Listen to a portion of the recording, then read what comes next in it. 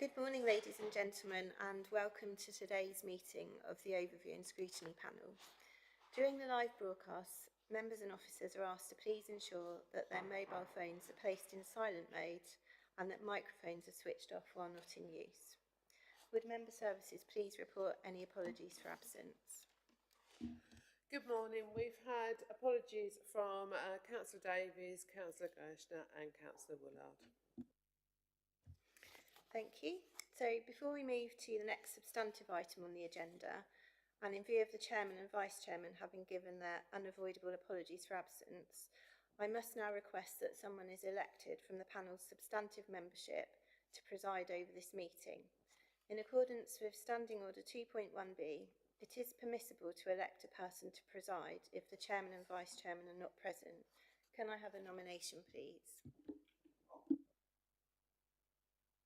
Thank you. Can I have a seconder, please? Okay, Councillor Barber.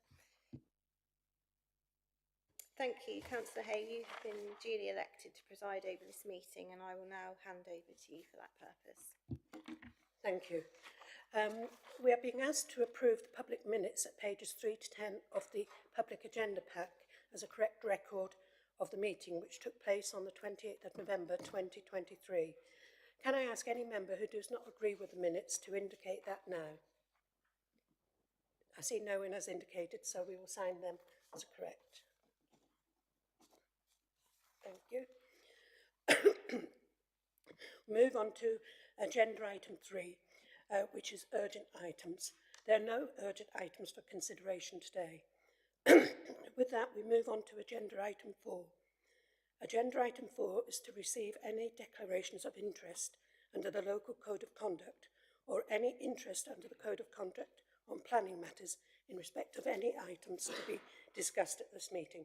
If you have anything to declare, please can you inform the meeting now? I see there's no declaration, so we'll move on. Agenda item 5 is the revised general revised general fund budget and capital programme 23-24. The draft general fund budget estimates for 24-25 and the draft medium term, which is currently out for consideration. I would like to welcome the leader, Councillor Bowden, for the presentation of this item, along with Peter Catchpole, the Corporate Director and S151 Officer, and fellow Cabinet members. Councillor Bowden, please go ahead and present the report. Thank you very much indeed, Chairman. You've all seen the report, and in fact, I don't intend to go through it in great detail. I think it's going to be much more helpful if I answer questions which are asked by people. But I think that it's really quite striking, and unfortunately, the arrival of Councillor Booth just takes away some of the impact of what I was about to say. I was going to say that with the exception of the chairman, every single member of this committee is new, and it's the first time they've been through the budget process. Now, Councillor Booth is here. 2 of you have had experience over many years of going through the budget process, but for the other 7 of you, it's the first time you've done so. And as such, I think it's quite important that I give you some background. My apologies to Councillor Booth and Councillor Hay about this, but I think it's quite important to give some background so that you can understand what the process involves and how we've got to where we've got to.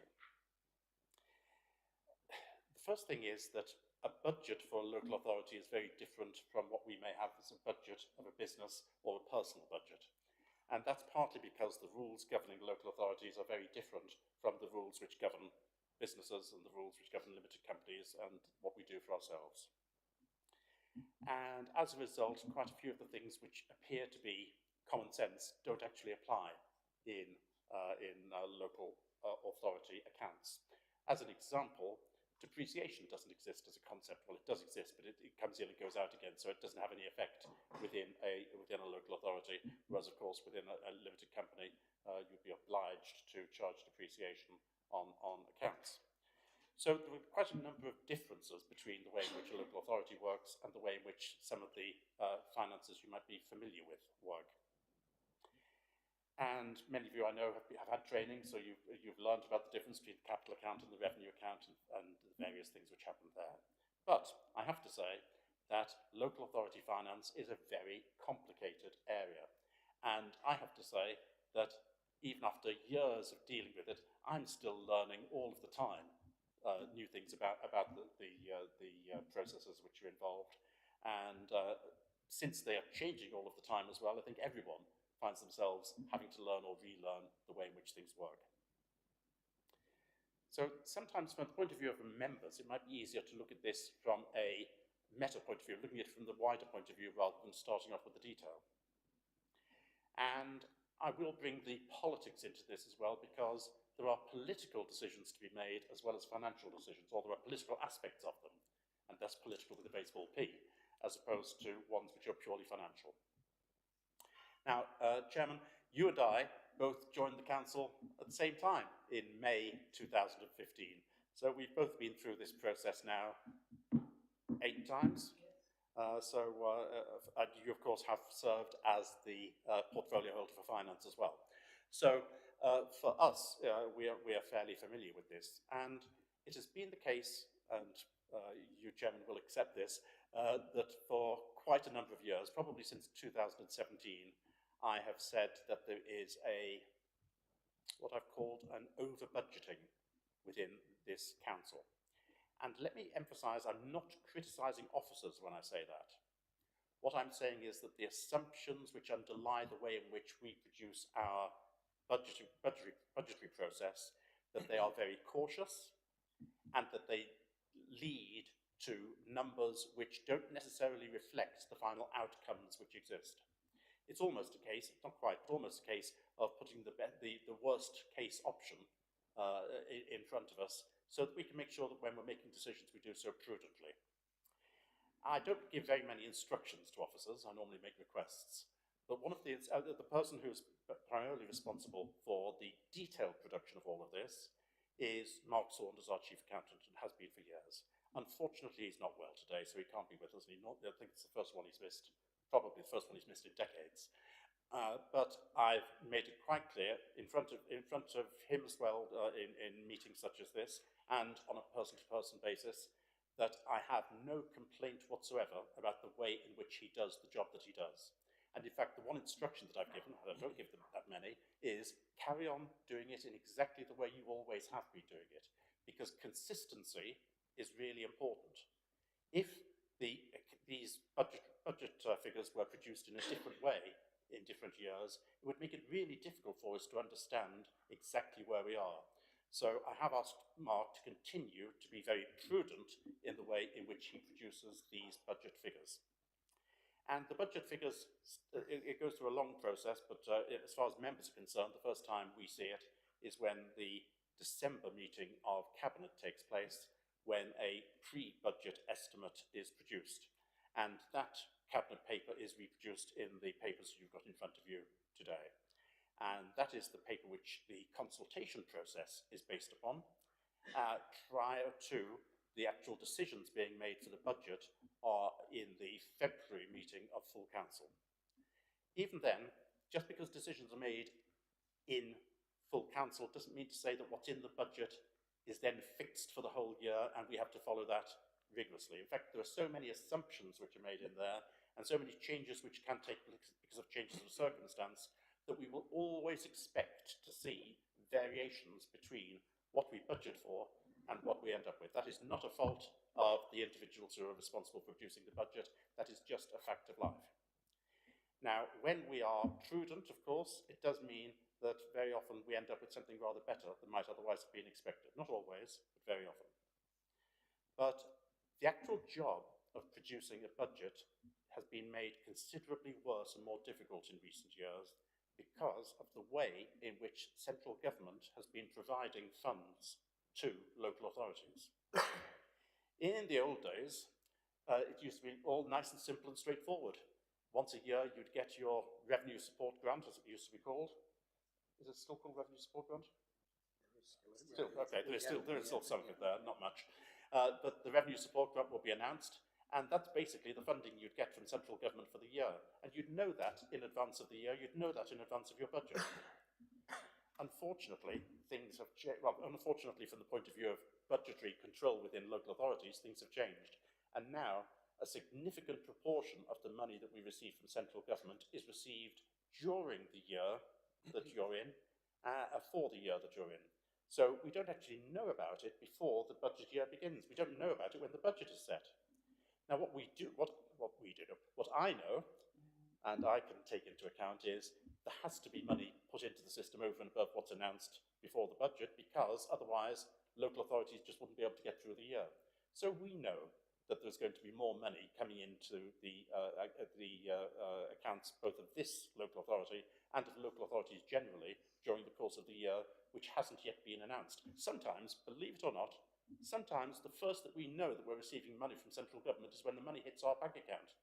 And we don't find out for several days afterwards, until several days have passed, why that money's been given to us by central government. And that makes it tremendously difficult to budget for the way in which the year is going to take place. It's very, very difficult indeed. So I will emphasise that I have no criticism of officers in the way in which this has been put forward, and I've asked them very deliberately to continue to be prudent in the way they do it, not to change the process which is done, and also to make quite clear what the dangers are so that those can be clearly laid out and we can clearly measure the risks or otherwise that we're taking. Now, I made the point about so-called over-budgeting. It's because I had noticed, and I went back a number of years in the accounts, I'd noticed that there was a pattern of difference between what was originally budgeted for in a year and what we finally ended up with. What we finally ended up with, by the way, is called the outturn. They're the final figures, the real figures for the year, and of course we don't finally know what those figures are until a few months after the end of the financial year. So it became quite clear to me that there was a pattern, a repeating pattern, year after year after year, that there was a difference between the figures that we first started out with in the process and the figures which were the final true figures in the year in terms of the revenue surplus or deficit. And that was very clear. And ever since I've said this, there's been so-called over-budgeting. It's continued. But it's got worse in recent years just because of the reduction in the amount of money we're getting from central government, or were told about before the start of the financial year in the financial settlement, and the amount of money then which lands on us during the course of the year. Now, there are other things as well. For example, the efforts which are made all the way through the year by officers to improve efficiency, to reduce costs, and they all come in. They're not budgeted for. We don't know what they are in advance. So those also come in, and they make a difference between what we'd originally expected and what we finally end up with. And just to give you an example of how significant these differences are, we're currently looking, the numbers you've got in front of you, at the pre-budget estimates. In the last two financial years which have been completed, that is 2021-22 and 2022-23, the average difference in those 2 years between the starting position and the finishing position, the final outturn, the average difference each year was £1.79 million. Now, in an organisation with the size of budget that we've got, to have that sort of difference is absolutely enormous. And I'm not, as I say before, I'm not criticising officers for this, but it just reflects how difficult it is to budget and also to ensure that we end up with the appropriate levels both of spend and also council tax in the year. Now, when I became leader for almost 5 years ago now, one of the things that I did was to change the medium-term financial strategy to work on the assumption that there would be a 0% council tax increase each year. And the reason I did that was to increase the target that officers needed to meet in order to meet budget.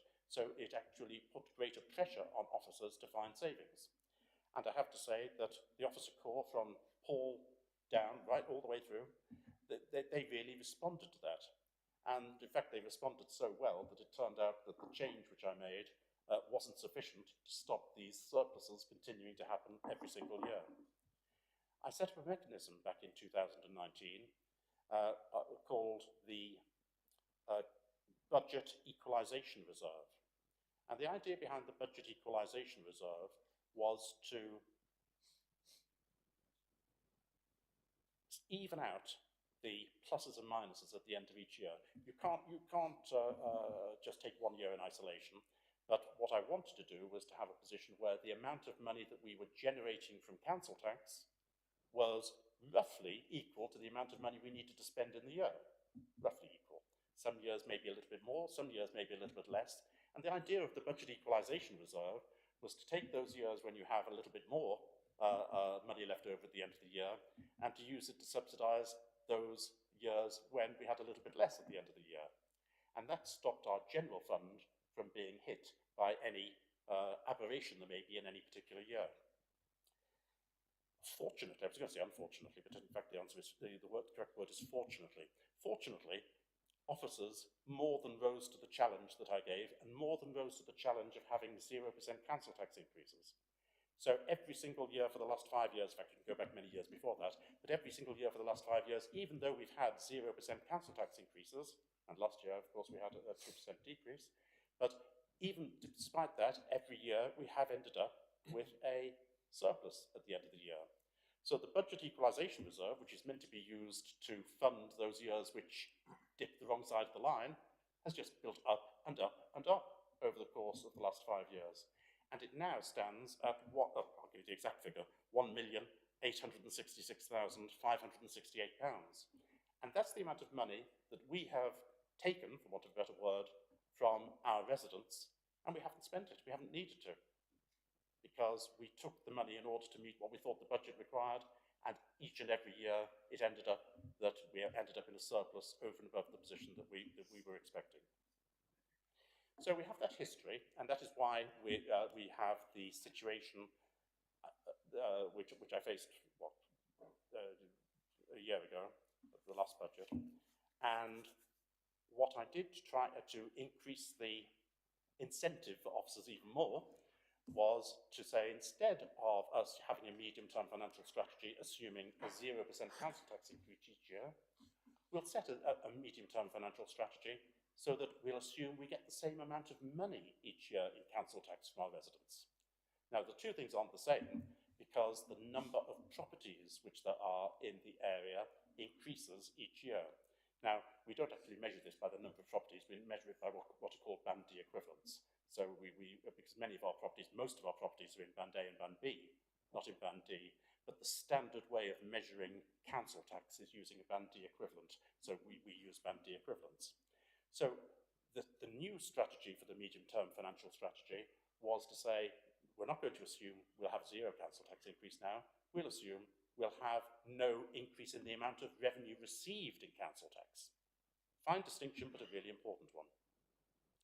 Now, at the time last year, I was rereading what I said last year, I was rereading the minutes. I said, I'm not expecting that we'll actually achieve this.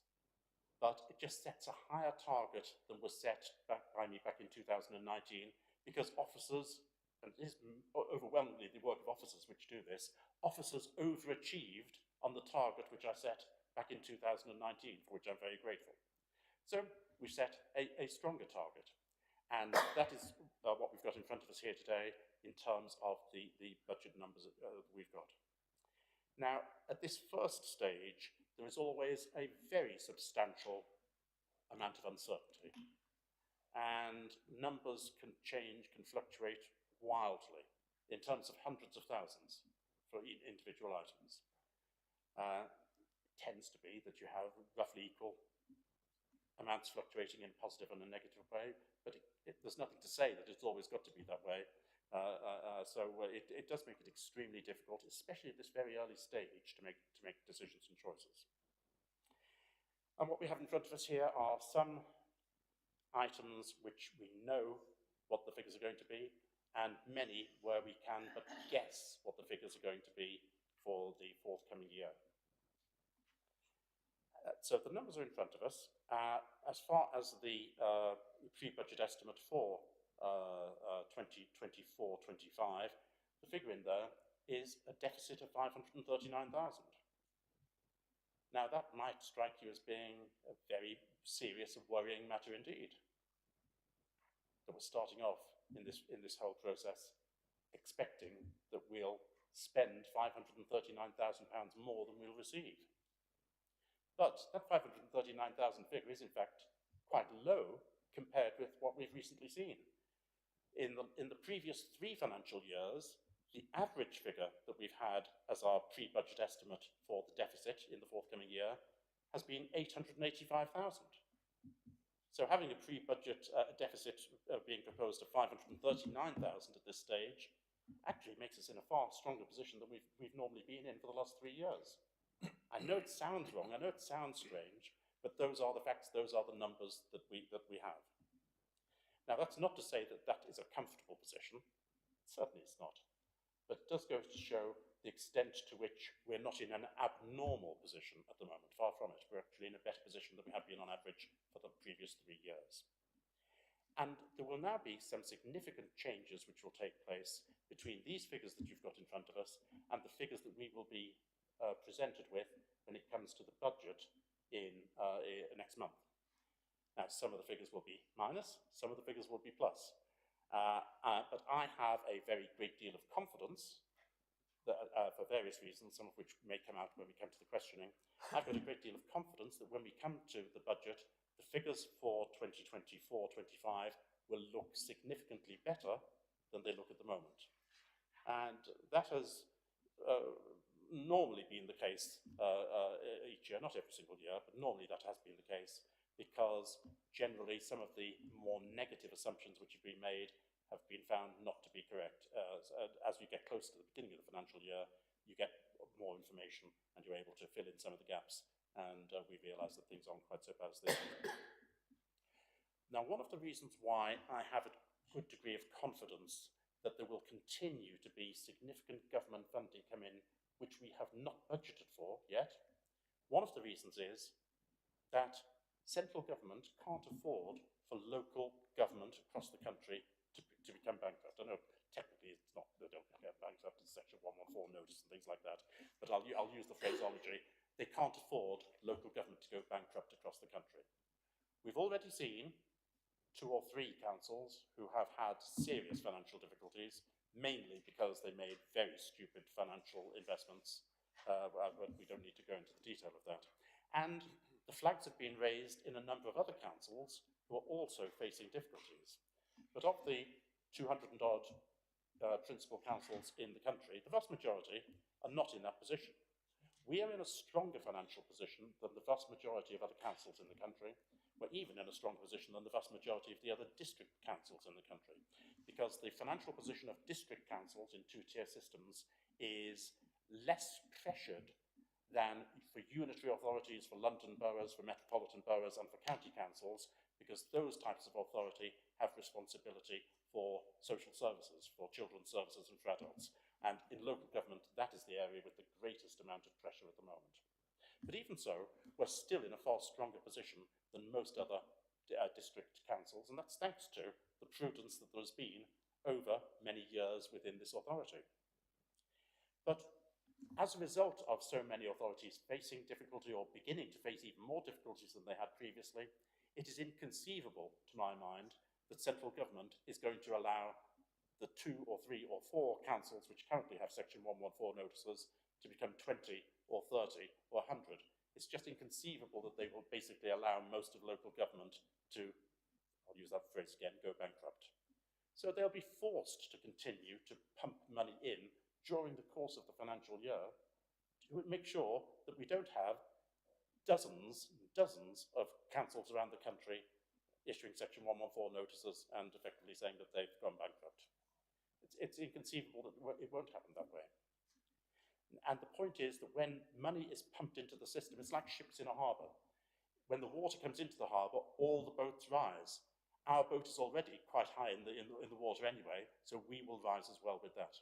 So that's the reason why I have confidence that will continue to see what we've seen in the last few years of significant monies by one means or another, being pumped into local government from central government, which hadn't been announced in the financial settlement before the beginning of the year.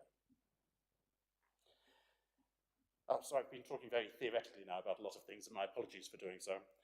You had a chance to read the papers. I wanted to give you that background to where we are now, and I think some of your questions will now be able to elucidate the implications of some of those things and why we are presenting the budget that we've got at the moment, and why that budget is going to change significantly both as a budget and then as we look at the outturn position for the year 24-25.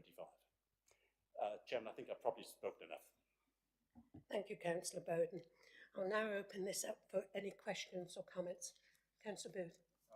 Yes, Chair, I just want to apologise for being late. Unfortunately, there was heavy traffic coming into town.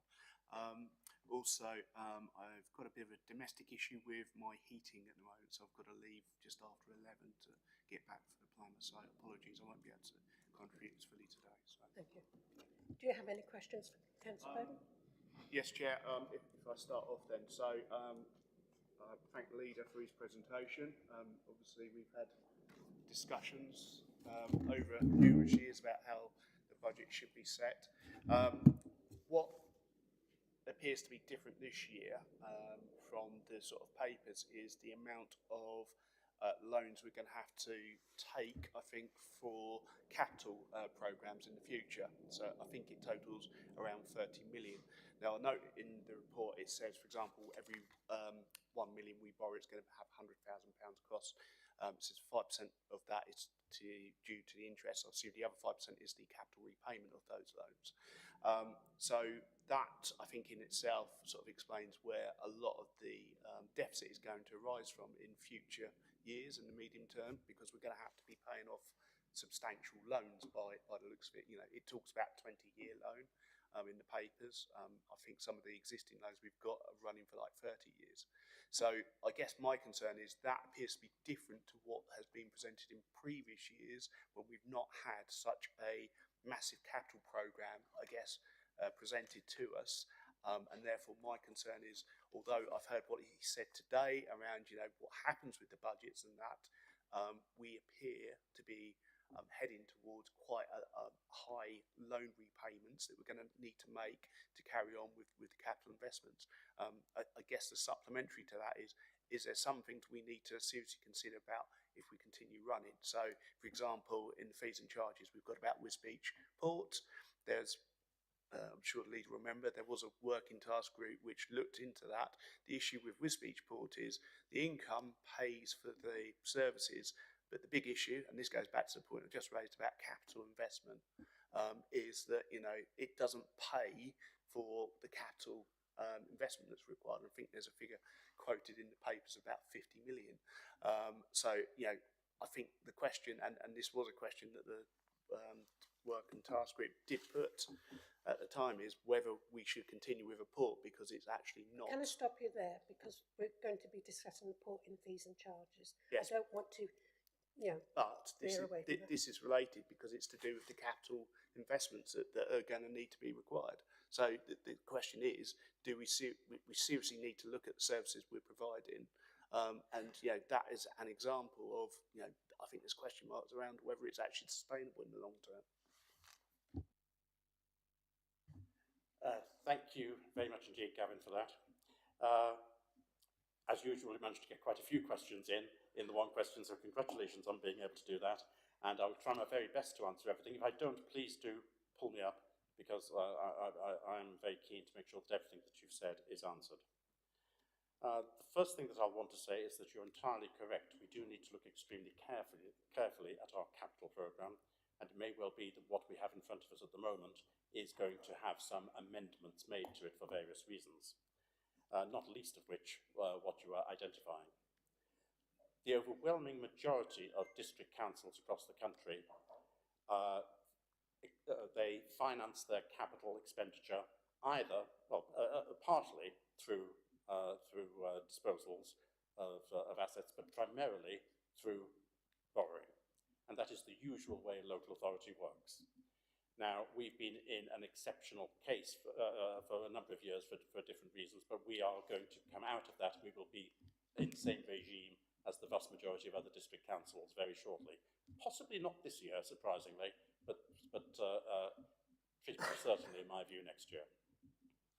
Now, what you are slightly incorrect about talking about is the suggestion that the change to our capital position will impact our deficit. And that is probably a misreading of the way in which the local authority financing works.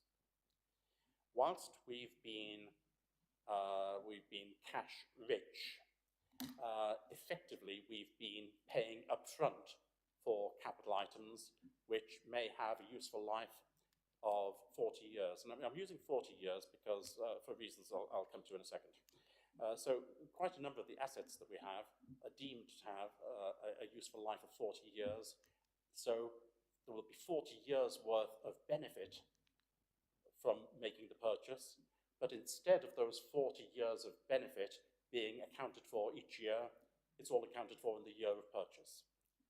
Now, I know, Chairman, you'll appreciate this and some others will. This goes against the accruals concept, which is a fairly basic concept in accounts, and it's made very difficult in local authority financing because of the lack of depreciation within accounts now, within local authority accounts, or the effective lack of depreciation. Now, in a company, as many of you will know, you charge the cost of an asset over the expected useful life of the asset, and it hits the accounts each year that you're using that asset. It doesn't work like that in local authorities when you are making your capital purchases out of cash. When you're making your capital purchases out of borrowing, however, then the situation reverts more closely to the concept that all of you will be aware of in limited companies, for example. Whilst we don't have depreciation, what we do have is a concept called the minimum revenue provision. And the minimum revenue provision, effectively, and there are 4 different ways of doing the calculation, and I'll be more than happy to talk about the detail of that if some of you want to talk about that.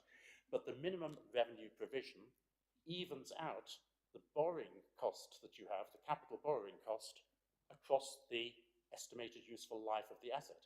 Now, under the government rules, MRP is maximised at 40 years now. I don't believe you can do MRP beyond 40 years. Oh, sorry, land is able to be at 50 years. By the way, I have asked officers to nudge me each time I say anything which is wrong. Apart from land at 50 years, you're only able to do this over 40 years. But even so, it means that the basic accruals concept, which is missing when you are financing your capital expenditure out of cash, then comes in effectively through the back door. So each year, the revenue account is hit by the amount of minimum revenue provision, which is approximately the same, which is similar in principle to depreciation, although calculated in a very different way. So that's why this linkage of capital expenditure with the deficit may be a slightly misleading way of putting it.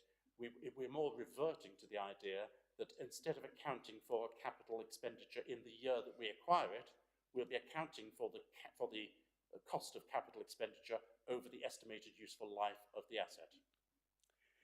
Now, we've had a particular item come up in the last few months, and is still ongoing, to do with the opportunities which have been given to us by central government on the local authority housing funds, LAHF1 and LAHF2. And we will end up with a figure not far short of £4 million, not far short of £4 million of expenditure incurred either at the end of 23-24 or into 24-25.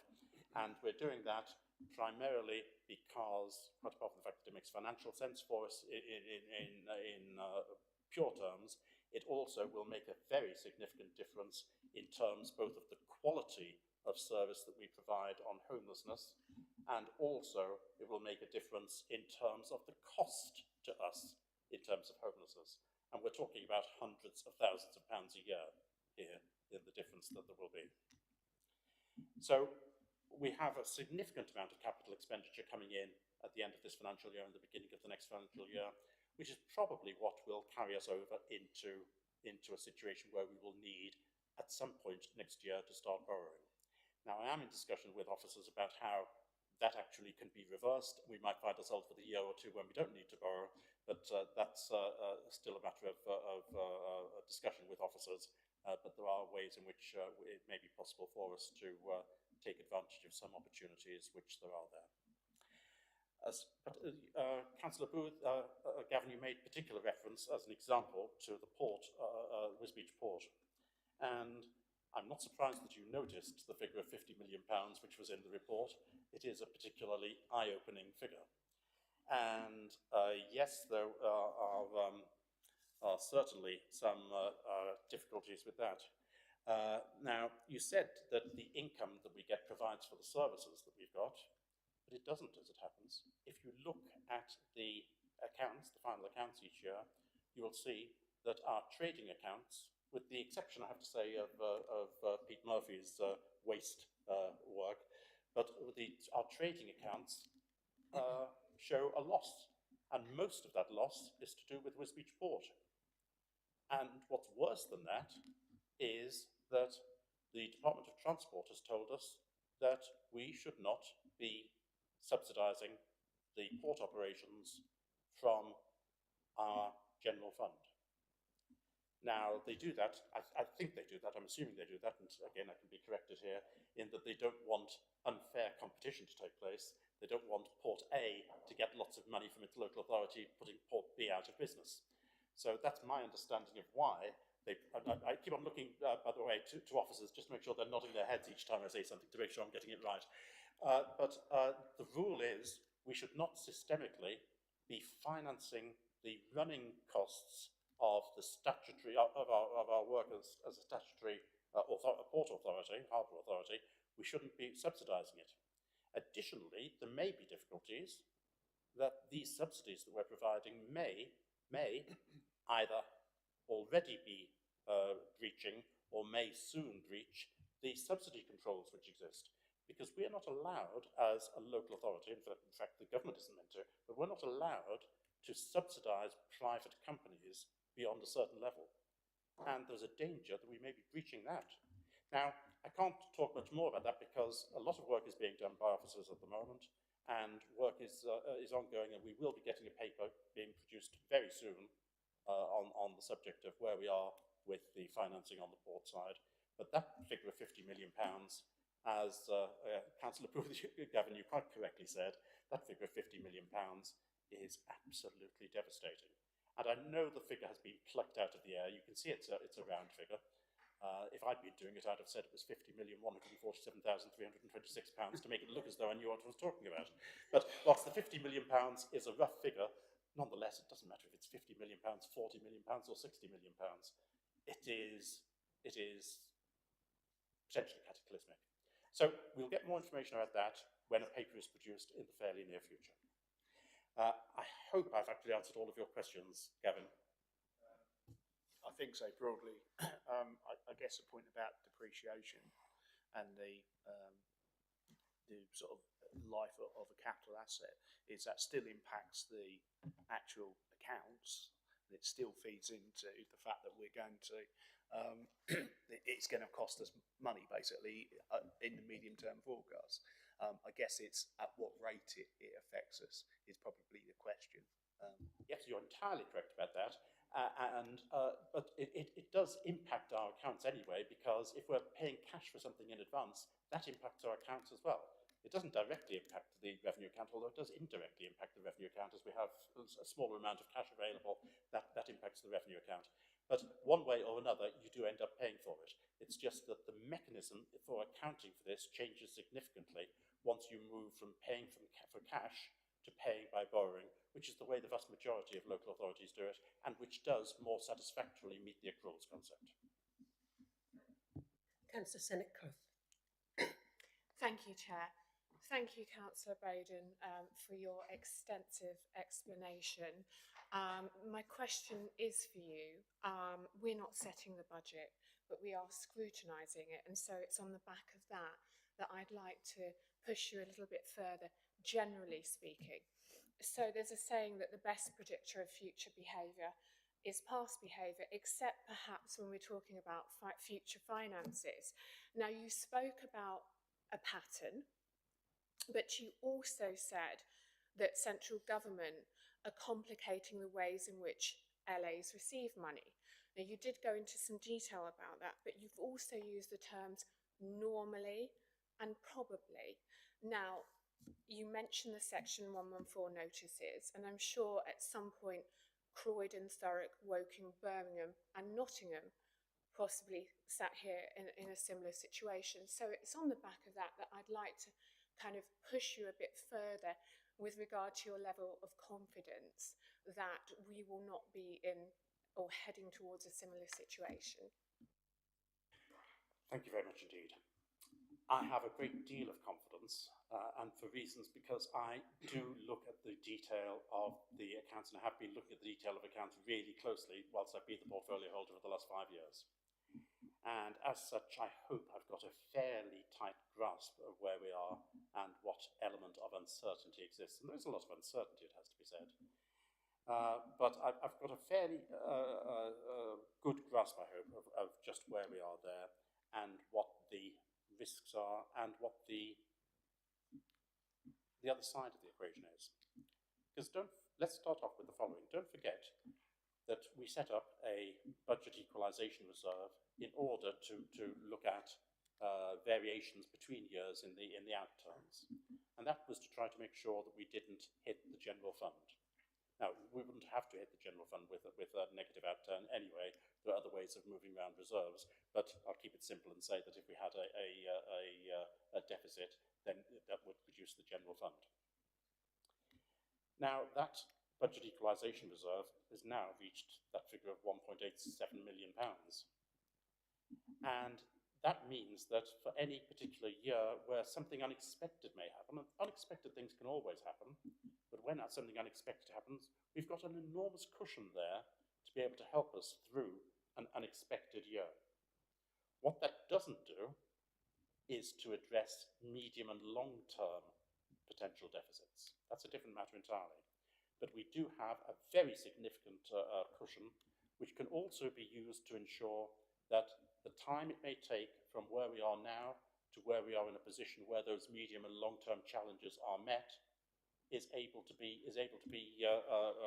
bridged by the amount that we've got in that particular budget equalisation reserve without hitting the general fund. Now, I can't give guarantees about anything. No one can. Just to give an example, none of us knew that we were going to be hit by COVID-19, and none of us, no one, and I don't just mean in this council, I mean across councils and across businesses in the country, but no one managed to get it right about what the effects would be on the finances, even of this council. And we all made our assumptions about what would happen during COVID-19 and what would happen after COVID-19, and pretty much all of the assumptions we made were wrong. And that's not because we weren't diligent. It's just that when you're in an unknown position, you don't always know what will happen. And we ended up, from a financial point of view, actually managing to do better than we otherwise might have expected because of the various negative and positive impacts of COVID-19 on our finances. Now, I had been planning since 2019 that in the year 22-23, we would be able to reduce our council tax. But by the time we got to the budget for 2022, we still didn't really know the impact that COVID-19 was going to have on our finances. So we didn't put forward that what had been the planned council tax decrease that year, and it came in the year following, once we realised that our worst fears were quite unfounded so far as the effects of COVID-19 were concerned. But that's an example of how uncertainty and unexpected circumstances can change your plans. Now, I'm very much hoping there won't be another COVID-19 or anything like it taking place again in the next 4 years, but it's always a possibility that something will throw us off track. So we've got to be aware of that. Now, the one good thing is that some of the things which we're most vulnerable on, lots of other councils are vulnerable on as well. And we have this situation where I do not believe, and I cannot believe, that central government, of whatever political party, the central government will deliberately drive local authorities into bankruptcy. It's not in the interest of central government to do that, let alone the interests of the country. So I think that it's a very high degree of certainty. I can't make it absolutely certain, but very high degree of certainty that water is going to continue to be pumped into the harbour so that the boats all rise. That's not good enough, however, when you make an utter and catastrophic mess of your finances. And let's look, you mentioned a few examples there, and I'm not going to go into details, but when you look at the likes of Thurrock or Spelthorne or Birmingham to some extent, or Nottingham, when you look at them, they made catastrophic errors in terms of the investments that they made, the decisions that they made. And if you ask me, that was largely down to poor governance. It was poor officers, poor members, poor overview and scrutiny. And that's the value of what's being done here today. It is part of the process to ensure that we don't make the same sort of stupid, catastrophic mistakes that they made, which really is, we also have to say a good set of officers as well to stop us from doing that. But it is all part of the same process to make sure that we know where we are, we know where we're going, we know what the risks are, and we know what degree of safety margin that we've got in what we're doing.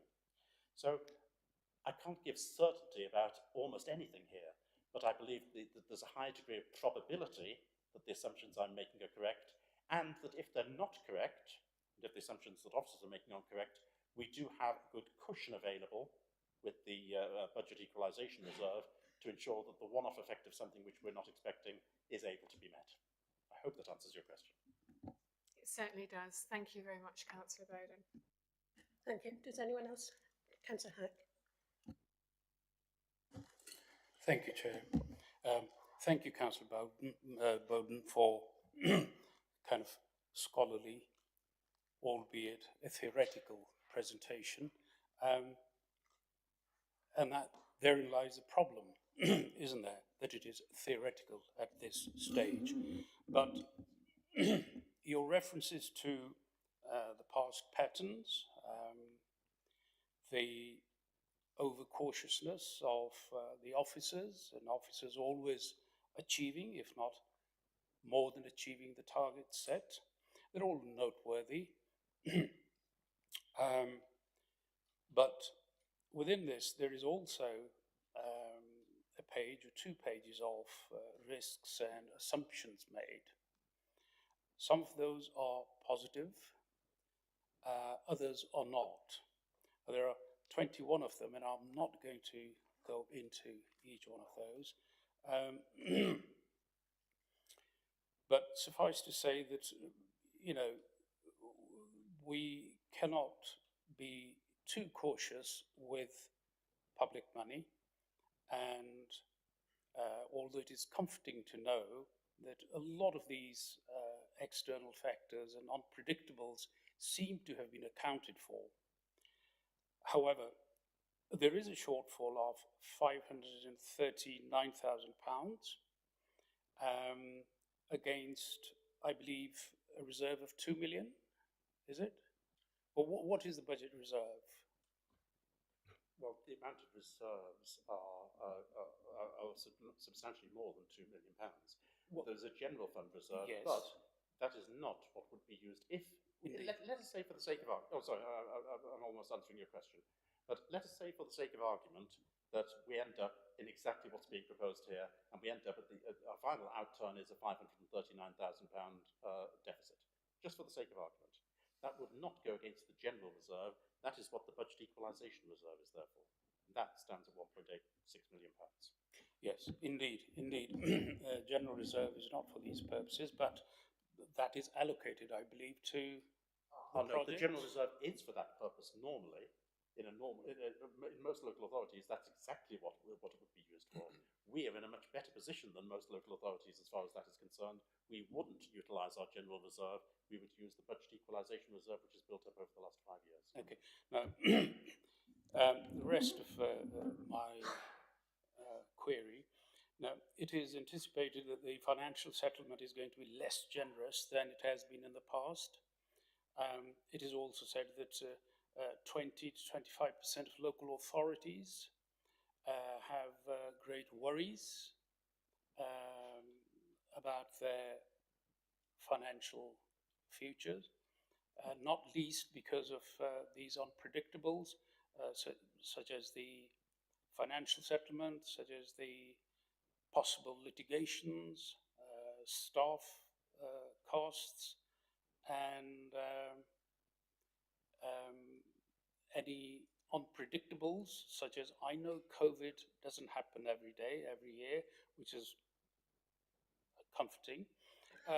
But there may be other unpredictables, such as huge rises in fuel costs, given the situations in the Middle East and so on. So, I mean, overall, it is a comforting presentation, but I would find it reassuring if this deficit is addressed, please. Thank you. Thank you. First of all, you mentioned the financial settlement, and the paper that you see in front of you from Cabinet in December was written before the financial settlement was announced at the end of December. The financial settlement that we received contained quite a number of very large pluses and minuses, but they pretty much cancelled each other out to the extent that you're talking about a figure of £10,000 to £20,000 difference. It was that sort of difference that we had. So the financial settlement, whilst it was uncertain when this paper was originally written, ended up being pretty much exactly at the level that had been assumed. And you are completely correct that it has been said that 20 to 25% of local authorities have expressed real concern about just getting through 24-25, let alone beyond that. And that actually backs up the argument that I was making before, and that is central government cannot afford to allow 20 to 25% of local authorities to effectively go bankrupt. And the only way in which they can avoid that, the only way, there is more than one way, but the main way they will have to avoid that is to pump more money into the system. And if they pump more money into the system generally, we will get a proportion of that as well. So that is the reason that that phrase given about 20 to 25% having great worries really should be a reassurance for us, because we're nowhere near that position of having great worries. Let's say we were so worried that we were considering asking government for assistance, or even worse, a Section 114 notice. If we were to make such an appeal, and a number of authorities have made such an appeal to central government even just in the last few weeks, if we were to make an appeal to government asking for money, I'm sorry to say they'd turn around and laugh in our face. And the reason they'd laugh in our face is they'd say, quite apart from council tax, they would say, why are you not charging people for car parking? You could make, like a lot of local authorities, significantly more than £1 million a year if you did it. Why are you charging the lowest amount in the area, in the east of England, for your green waste collection? They would tell us that we have levers within our own control to be able to solve our own financial problems without having to go to central government. Now, we're very fortunate to be in that position, as well as having this budget equalisation reserve, but we're very fortunate to be in that position, and that's a much stronger position, a much better position than many other local authorities are. Now, I'm not for 1 second advocating that we should start charging for car parks. I'm not suggesting that we should significantly raise our green waste bin charges. I'm not suggesting that, because those are just other types of tax, let's be quite honest, on people. So I'm not suggesting that. What I am saying is those levers are still available to us before central government would even consider us being added to the list of, I'll use the phrase, basket cases, who have, sorry, I should have used that phrase, those local authorities who are in difficulty, who have approached central government in the last few weeks and months seeking assistance. We are massively different from that. Now, I'm not saying for 1 second that there are no challenges ahead of us in these figures. There are some really significant challenges, and we're going to have to do a lot of hard work. Both we as members are going to have to make some hard decisions, and officers are going to have to do a lot of hard work as well. But we're already a long way down the road on quite a number of those things, to do with the accommodation review, to do with looking at our trading accounts and what we're going to have to do about those legally, to look at the transformation processes which we've got, to look at the efficiencies that we've got, as well as the fact that we can be pretty much certain that the amount of government grants we end up receiving will be more than we've been told. So we're actually in a remarkably strong position compared with many local authorities, but I don't want to minimise the fact that in the medium term, we have real challenges here, which we are going to have to step up and meet. Now, a nice easy way of doing it would be just to increase our council tax. And if we're in a strong enough position that if we would, let's say for the sake of argument, we were to increase our council tax by 2.99%, which is the maximum we're allowed to do. If we were to increase our council tax by 2.99% per annum over the next 5 years, up to 27-28, and we see the medium-term financial strategy and what's said there that there was a potential shortfall of £2.5 million in 27-28. Just increasing our council tax by over 3% would bring in an extra £1.6 million of that. And there are a whole host of other things which would come anyway. There's nothing in that, for example, about increases in fees and charges. That can be predicted to be another 346,000. I'm aware, and I can't go into too much detail, that the income that we're showing for NNDR on renewable energy is going to be at least £500,000 more than the figure which is currently being shown. We've got a very significant amount of opportunity there to be able to meet this just. We could balance our medium-term financial strategy now by making decisions such as that.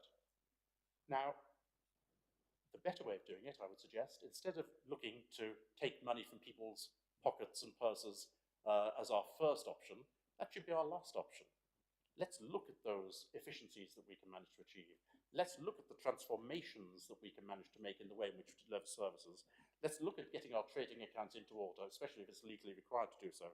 Let's look at the accommodation review and what savings there may be on that, and something on that is going to be produced in the fairly near future as well. So if we look at all of those things, I think that should be the first thing that we do. Let's look internally at how we can manage to do things before we start thinking about taking money externally. And that's without the idea of the taxes, and I'll use that word because that's what they are, the taxes of putting car parking charges in place and the tax of significantly increasing the amount of the green waste bin collection.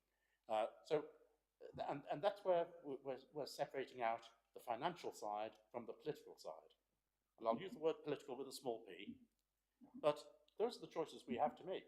If we want to fleece the public, and then we can sit back and we don't have to do much of a job, then great, that's one option. I'd rather that we work extremely hard to ensure that we get the best value for money out of what we do in this council, rather than pickpocketing the electorate at the first opportunity.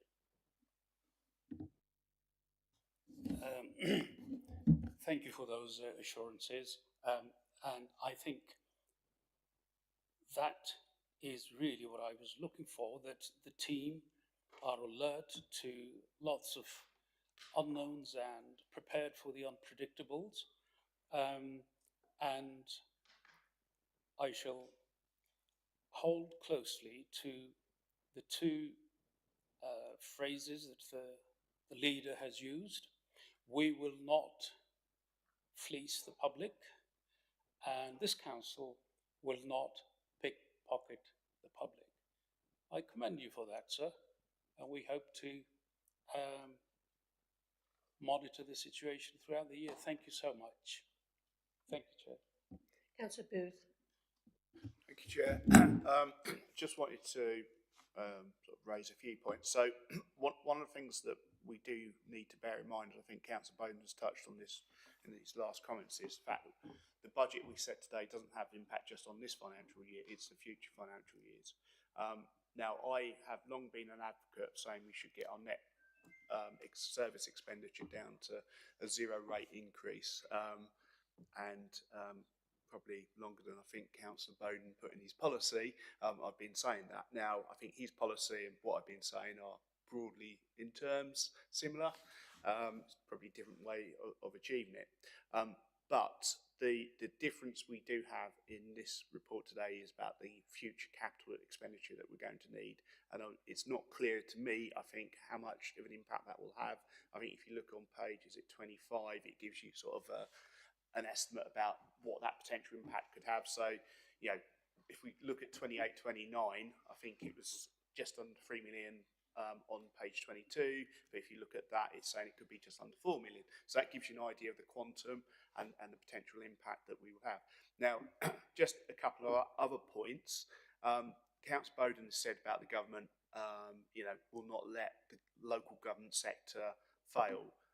Yes, I agree with what he's saying. However, I think it has to be recognised the district councils are always the poor relations when it comes to settlements that are set out. So the metropolitan cities, they always get the king's share of any settlement that the government sends out. It's then down to county councils. Generally, the more rural county councils get the worse, and then below that is a district. We will get some, but we won't get as much as those at the top of the tree, as it were, in the government's eyes. So the analogy about the rising water in the harbour, maybe we need a slightly different analogy, because we wouldn't rise as high as some of the other boats. But you know, that is just an observation. But we do need to seriously think about, you know, what is going to happen in the future. I would say, you know, are we turning a corner? Because if you look at page 29, where we've got about the outturn and use from the equalisation reserve, that's saying that this year we're going to be using 707,000 potentially, although that is still up in the air with the final settlement from the government. So, but that equalisation reserve is only the equivalent of 1 year's deficit in the medium-term financial settlement. So saying that we can rely on that, we can only rely on that to a very minimal level, I would say. But it obviously all depends what the final figures are on this year's. Then, you know, what rolls forward for future years. So we're almost at a crossroads, I'd say, about, you know, what's going to happen, particularly with the capital expenditure that's required for this council in the future. Thank you. Thank you, Chairman.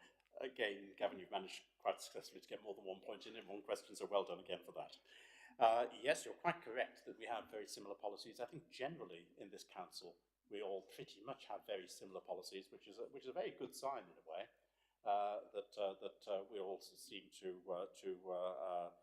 seek to progress the area in a similar way. And in fact, you were so keen to show that, of course, that you jumped in last year to second my proposal to reduce the council tax by 2%. So I fully accept that you have a history, as I hope you accept I do as well, before I became leader, of advocating this sort of policy where it's prudent to do so. And that prudence is the important thing. And you have actually highlighted one of the 2 or 3 areas which are particularly important, and that is on the capital expenditure side. And it will be really important that we look at that capital expenditure carefully, and that we ensure, through our transformation processes, through the efficiencies that we're trying to do, through the accommodation review, we need to ensure that we do manage to keep our capital expenditure under reasonable control. Now, the effects of capital expenditure, as I say, will be different on our overall financial position at some stages in the future than it has been in the past. And that is, as I was explaining before, the fact that instead of effectively the effect on the overall accounts to be in advance of the use of the assets, that the effect on the accounts will be spread out over the course of the age of the assets, over the use of the assets as a result of the minimum revenue provision. So that accounting fact means that we are able to look at that capital expenditure being spread out over a much longer period of time, up to 40 years for everything except land, which, as I was reminded, is 50 years. So that will change the impact which there is, but it doesn't overall change the fact that you cannot face, for example, a note in the account saying something's going to cost you £50 million in an authority of our size. And that's an extreme example, but The same applies to everything which is in the capital programme. We'll need to look at those things extremely carefully to work out whether the timing of them is correct, or whether they are needed at all, or whether they can be provided in a better way than we're currently intending to provide them. So yes, there's a real challenge, but that's not a challenge just for this year. It's a challenge which we're going to have for years and years to come. It's going to be a permanent challenge, and so it should be. Because I have to say, I'm sorry to say this, there are councils around the country of all political persuasions, there are councils around the country which indulge in vanity projects which end up burdening the local residents with debt for years and years to come for very little return. The one good thing, or one of the good things about this council is I don't think that we're in the business of vanity projects. And as long as we continue to remember that we're primarily here for the interests of our residents rather than the interests of the council or the interests of ourselves, as long as we remember that, I think we'll be starting off in the right place when we're making our decisions. So yes, Councillor Booth, I do acknowledge that we do have rather similar policies as far as all of these things are concerned. That's not to say that there isn't a place for challenge. I'm pleased about there being a challenge, and there can be differences, but I respect the fact that you are very much in tune with, I believe, the vast majority of the people who are councillors in this council. I apologise, Councillor Bowden, you left some paperwork here to be handed out. Was that for this particular? It was to be handed out if it came to my needing to go through on a year-by-year basis to give examples and to explain how the whole process works. I haven't yet been asked a question where it's necessary to do that, and I didn't want to burden you necessarily with a lot of data, which takes a bit of explanation.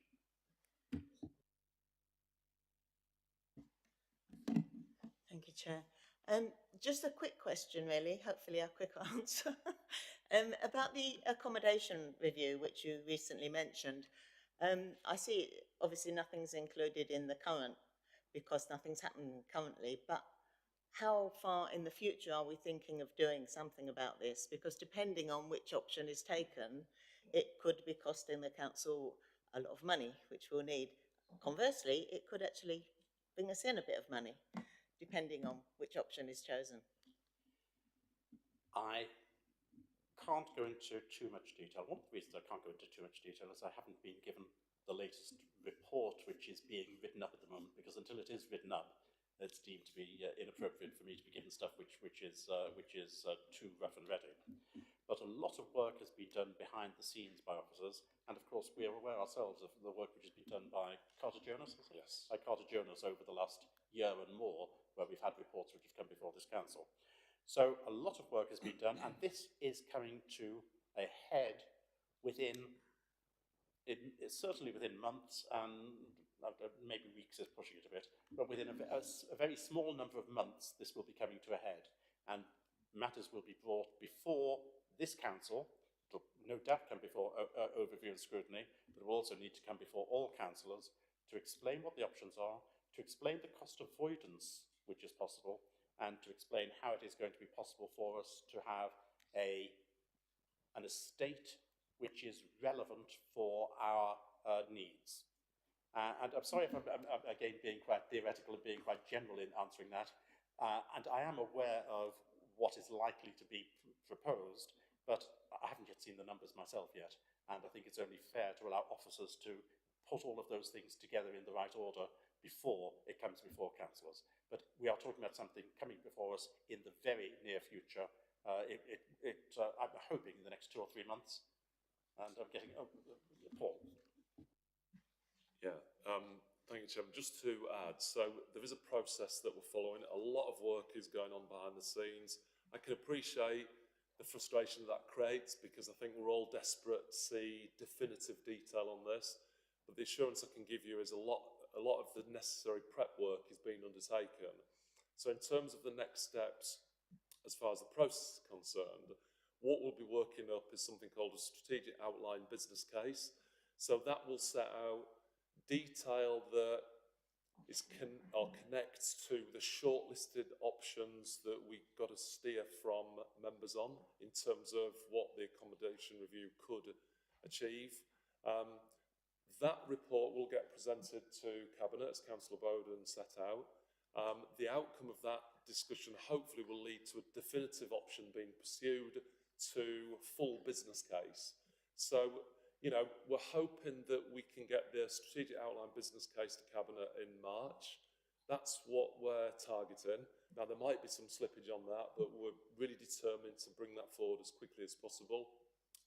Engage with members, as Councillor Bowden has said, so all members can understand the shortlisted option and what is the most preferable option within that shortlist, in order that we can move forward, as I say, to a more detailed business case that in of itself will take a number of months to work up sufficient detail so we can again bring that back to members, say, yeah, okay, we will proceed on that basis, and then we go into the delivery phase of the project. And, subject to the detail and obviously the engagement that we'll have with you all, that day can't come quickly enough.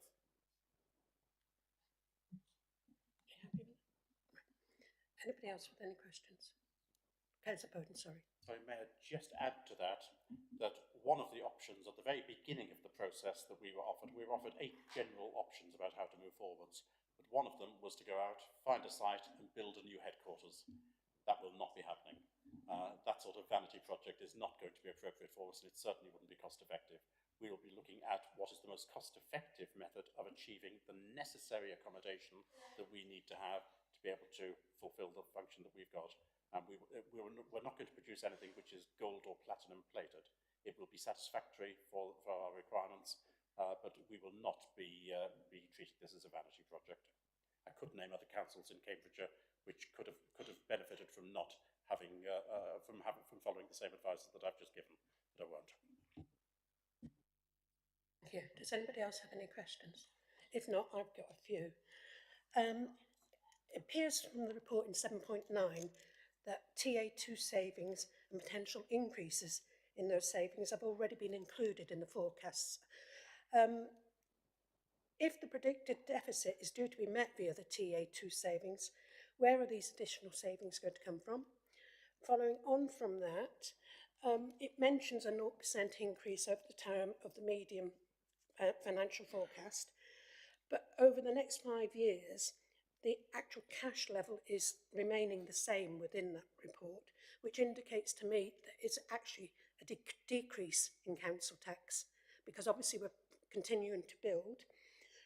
How can we justify that when we're looking at this initial report and not so much 24-25, but 25-26 onwards, we're talking about a deficit of over 2 million. Further on from that, you mentioned the 1.86 million that currently sits in the budget equalisation reserve, and how it's a very significant cushion. Somewhere within the report, I feel I've read that 23-24 we're on course for a deficit of about 700,000, which would significantly, if we're still on course for that sort of level, would decrease that 1.8. Also, we're 24-25, we're showing a deficit of 539,000. When I look through the reports, it would appear that the paper, which we're going to discuss later on in this meeting, for fees and charges, we've got a possible extra income of 211,000 coming in, which has not been included, I understand, in there. What's the reasoning for not including it in there? And I think that was most of the things I'd written down. Thank you, Chairman. I see you're copying Councillor Booth and getting lots of questions in at once. And I'll try to answer them all. If I miss anything out, please do pull me up, because I'm more than willing to answer every single thing that you said. The first comment that you made was about TA2 savings. And yes, some won't be as familiar with the abbreviations. TA stands for Transformation Agenda. So we had a TA1 agenda starting some 4 years ago or more, and this TA2 agenda is the relatively new challenges that we gave ourselves more than a year ago now, and which are now beginning to come into effect. And I won't go through all the details of all the TA2 projects that there have been. I think it's worth saying it's taken longer than I was hoping that we would get through this, and we still have quite a significant amount of the TA2 work to be done, and which has not yet been taken into account in the figures that we've got in front of us. So there will be quite a number of TA2 savings still to come in, which are not included in the medium-term financial strategy, nor are they included in next year's budget. And not all of the TA2 savings are going to come into force in next year anyway. Some of those TA2 savings will definitely not come into force until next year, and maybe even beyond that. It's a long-term project, but it's a project which is continuing to produce more and more recurring savings for the council. What the final figure will be for TA2, I don't want to say, I couldn't say, but it's going to be significantly more than the figures that you see in front of you on the paper.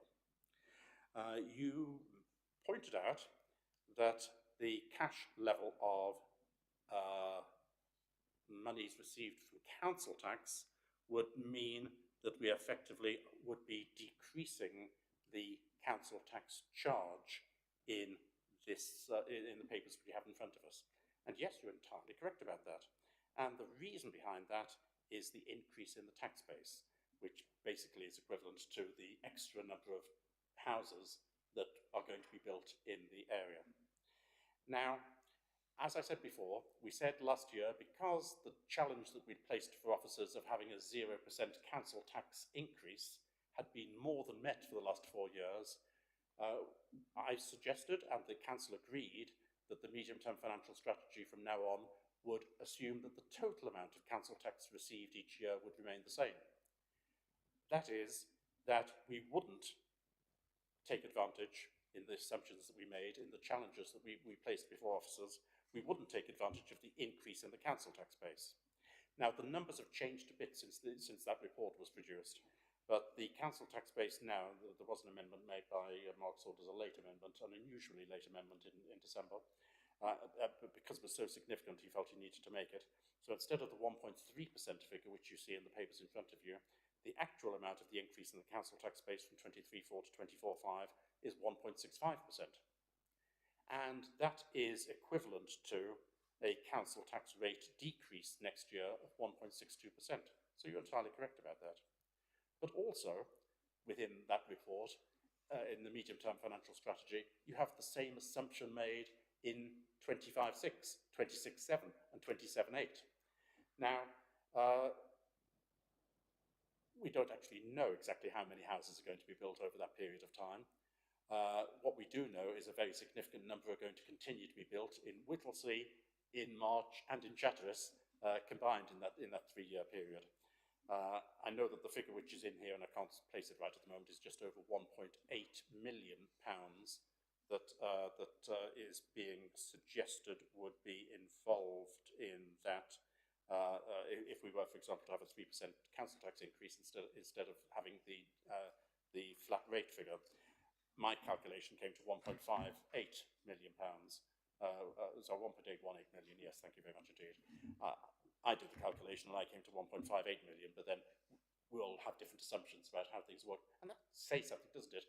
£250,000 difference in an assumption about what's going to happen in 27, 28. It just shows how uncertain the whole process is, especially when you're looking that far out. But yes, you're entirely correct that there's an assumption being made here that every single year for the next 4 years, 5 years, for every single year, we will reduce the council tax charge to each individual. And as I said back in February last year, when this policy was introduced, it's unlikely to be achieved. And I don't believe it's going to be achieved this year. And it's not because I'm particularly concerned, I have to say, about 2024-25. I'm more concerned about 2025-6 and 2026-7, which is why, even though I'm fairly confident, I could be wrong here, but I'm very hopeful that when we come to the budget, which is produced next month, that the projected deficit for the year 24-25 will be significantly less than 539,000. Also, and part of the reason for that, of course, is the 211,000 which you identified for fees and charges, which will come in, but other things as well. But even though I'm confident that that number will reduce, I am not at this time comfortable with the idea of having a council tax decrease in the year 2024-25. Now, circumstances may change, numbers may change, it may look different in a month's time when we are looking at it, but as it looks at the moment, not just thinking about 24-25, but also thinking about 25-26 and beyond, I would not be comfortable with proposing a council tax decrease. So that in itself, just for 24-25, would improve the figures that we've got in front of us by another £131,000. So there we're talking already about £242,000 improvement on that figure of 539,000, and that's without quite a number of the other changes which are going to take place, which will make the position better than it currently is. So you are right to identify that the arithmetic behind all of this, and but the justification, you asked how would we justify it? Well, we should only take the money that we need to take from people, but we've also got to be careful, cautious. And that's why, even though I'm quite confident we don't need to take as much money from our residents in 24-25, I just feel cautious about 25-26 and beyond until we get more certainty about the savings that we're going to achieve in the various ways I talked about before. And that's why I think it would be difficult, on the numbers that we've got at the moment, I think it would be difficult to justify having a council tax decrease next year, and certainly not the 1.62% figure, which is in these numbers at the moment. Sorry, I'm not able to be more definitive than that, but I think that sometimes caution is necessary, and just at the moment, I think it's too early for us to try to start banking some of the savings which we are hoping and expecting to achieve over the course of the next few years in the ways I've been saying. Oh, sorry, I haven't finished all of your questions. My apologies. You asked why the figure of £211,000 for increase in fees and charges isn't included in the numbers you see in front of you of 539,000 projected deficit. That's because that's the way it's always been done. Now, that's not a good enough answer by itself, although it comes back to what I said before. I really have encouraged Mark Saunders, our chief accountant, to continue to operate in the way he has before, including all the prudence, even though there's been this so-called over-budgeting. I'd much rather he carried on in exactly the same way so that we know where we are. But the fees and charges are only set by Cabinet in January, and the papers that we see in front of us were produced for a December meeting and actually produced in November, really. So at that time, it wasn't possible to be reasonably accurate about the majority of the fees and charges. And that's why we never include the fees and charges in the pre-budget estimate.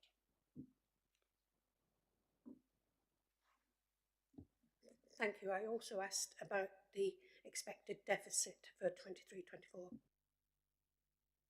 I do apologise. I do have to ask you to repeat the question. You mentioned the 1.86 million built up in the equalisation reserve being a very significant cushion. But my understanding is we're on course to make a significant deficit in 23-24, which obviously will reduce that 1.86.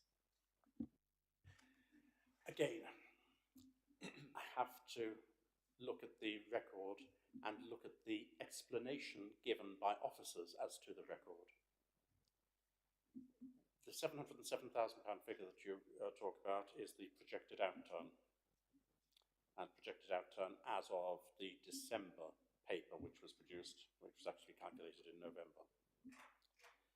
But year after year after year, there is a very significant difference between that projected outturn figure and the final outturn figure which is produced. And the reason for that is that,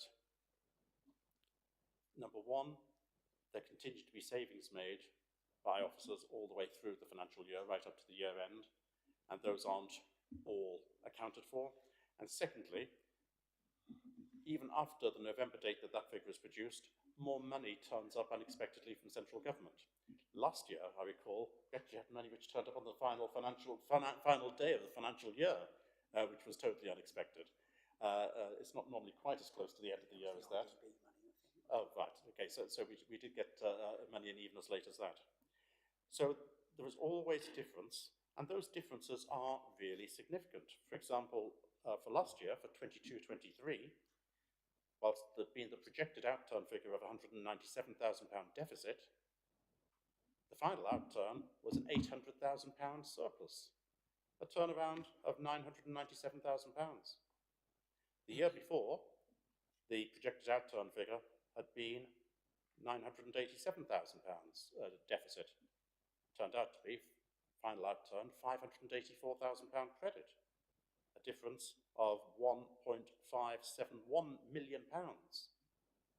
The year before that, the projected outturn, we were told, was £485,000. The final outturn turned out, that's £485,000 deficit. Final outturn turned out to be £167,000 credit, surplus, a difference of £652,000.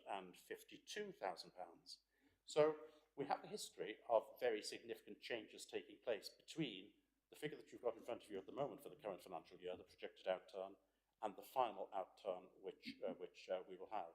And one of the reasons that there will be differences this year, I believe, is because of we will look carefully at some of the reserves that we've got, and we'll see what appropriate use there may be of some of those reserves which currently haven't been looked at.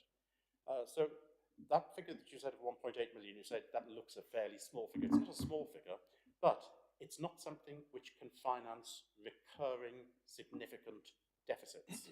It's a cushion which we can use between now and when all of the work that we're doing on transformation, on trading accounts, on the accommodation review, on the efficiencies, when that comes into effect. So that's why that cushion is there and is going to be very useful to us. I can't guarantee anything. I would be utterly surprised if the outturn for the current financial year is anything close to the deficit figure currently being shown as £707,000. Nothing's impossible in this world, but I would be utterly surprised if it's even close. And I wouldn't be at all surprised if we find a quite significant reduction takes place, even in the figure which is produced next month, when the budget is announced. Thank you, Councillor Bowden, for that. Just one last thing. I mean, the figures before us today is based on a lot of assumptions. I'm presuming by the time we get the budget in front of us in February that some of those assumptions we will know actual figures. So it will be a lot easier to then make informed decisions going forward. One other thing, you mentioned if we were to go to government, green waste, they would say, why don't you put up your green waste? My understanding was that we're not allowed to make money from green waste. We can only recover our costs. Is that right? I couldn't actually give an answer to that. In fact, for that, you might want Councillor Murphy to speak on that particular matter. And as the Chief Executive has just advised me, you can define these things in almost any way you want.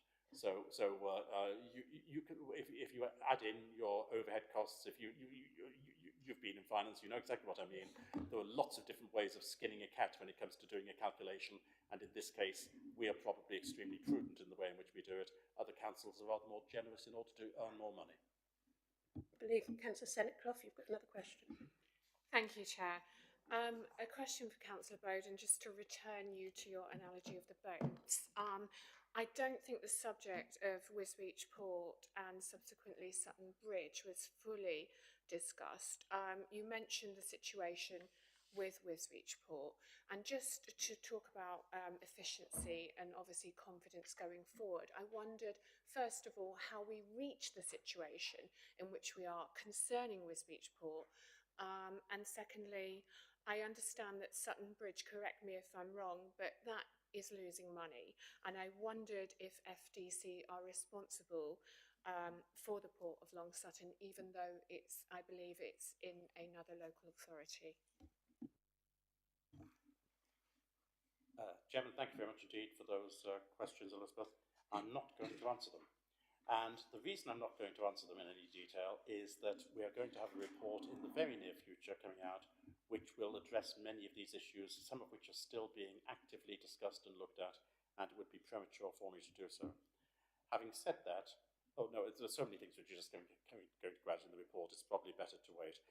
Sutton Bridge, no, we don't own Sutton Bridge. We don't have any responsibility for Sutton Bridge, although we are the harbour authority which has to deal with Sutton Bridge.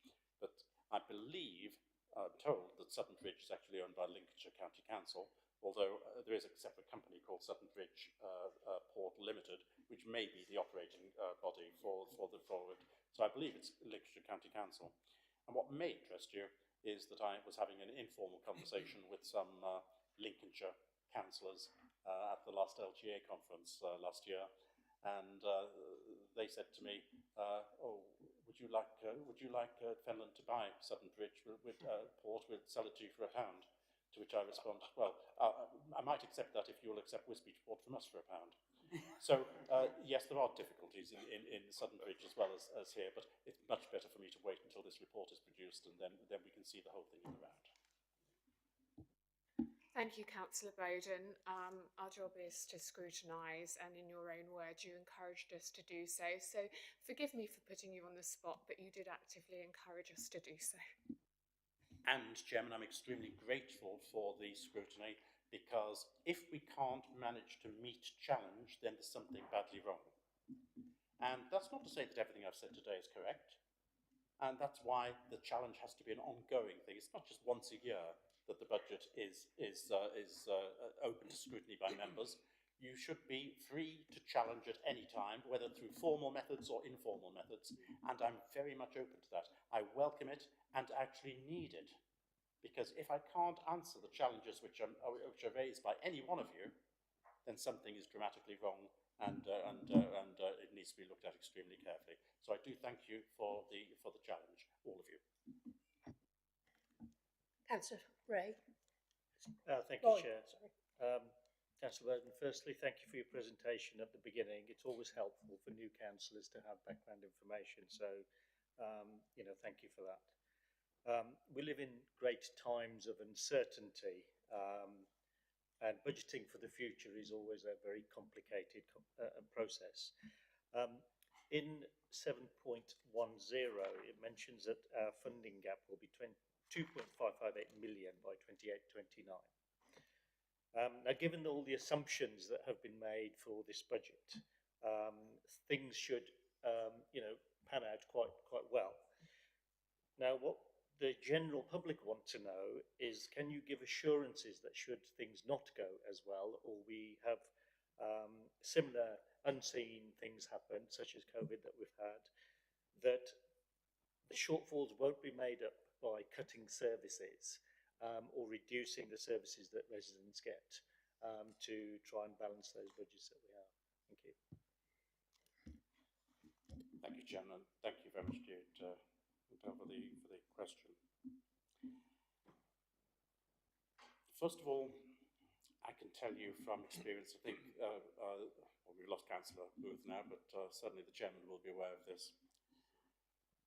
Medium-term financial strategy figures are really interesting, especially the ones which are many years out, because invariably they start out with large deficits, and then, as I've been telling you over the last 5 years, in fact more than that, you end up, when you get the final outturn, with large surpluses.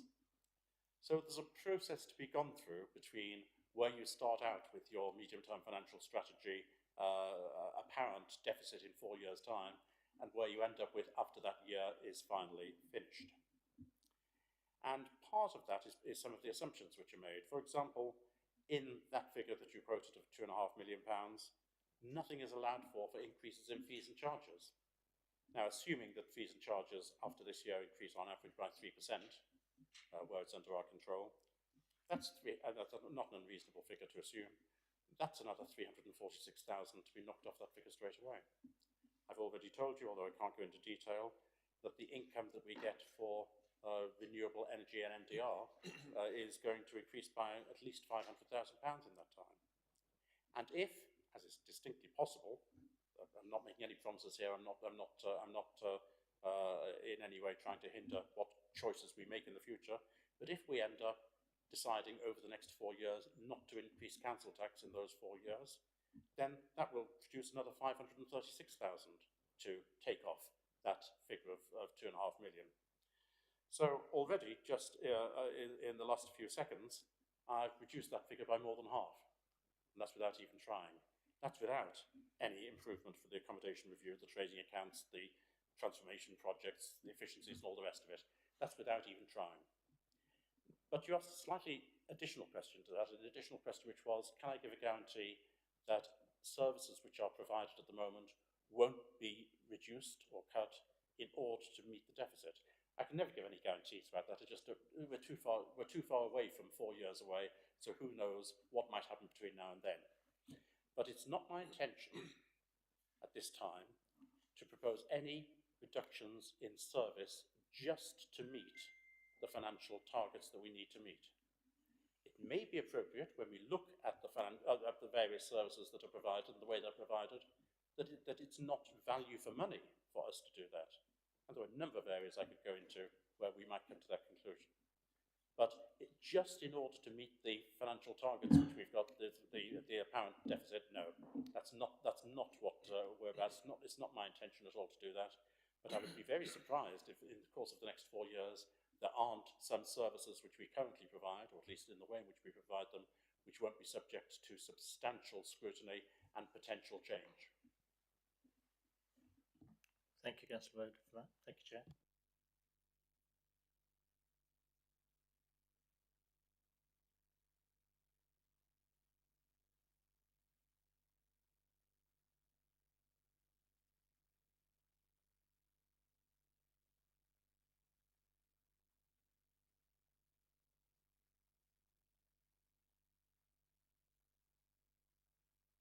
And give them due thought. Yep. I'm extremely grateful for the questions which have been put, for the comments which have been made. I hope that I've given some degree of assurance to members of the panel that I'm more than well aware of the need to be prudent and careful. And whilst we don't want to just go and raid people's pockets at every opportunity, we have to keep all options open if things happen which we don't expect. But at the moment, we appear to have enough time and enough cushion to be able to transition from where we are now to where we will need to be in 4 years' time. Thank you. Thank you. So unless any members have any specific recommendations, we'll move on. Is everyone happy with that? Yep.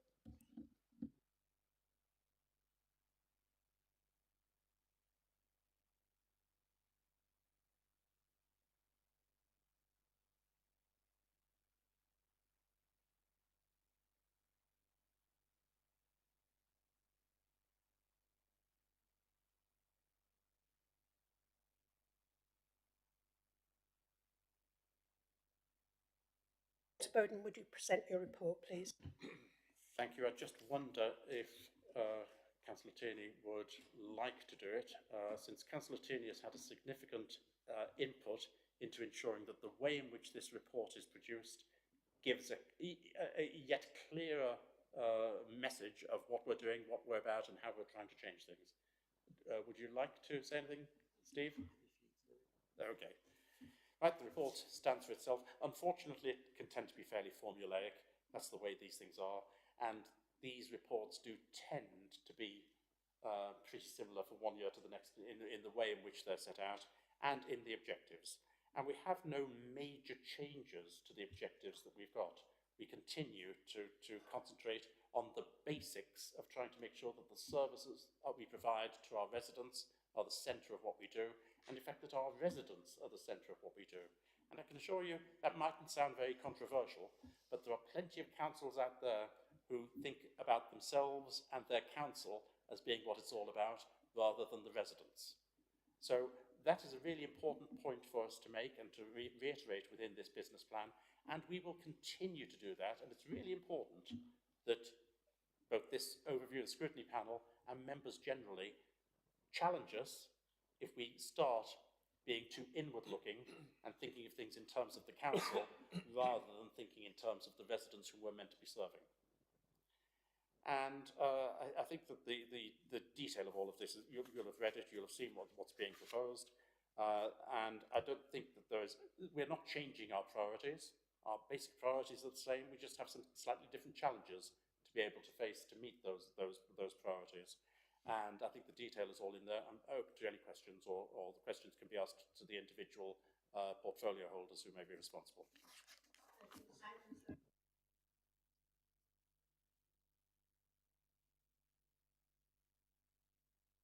In actual fact, it's only a small thing.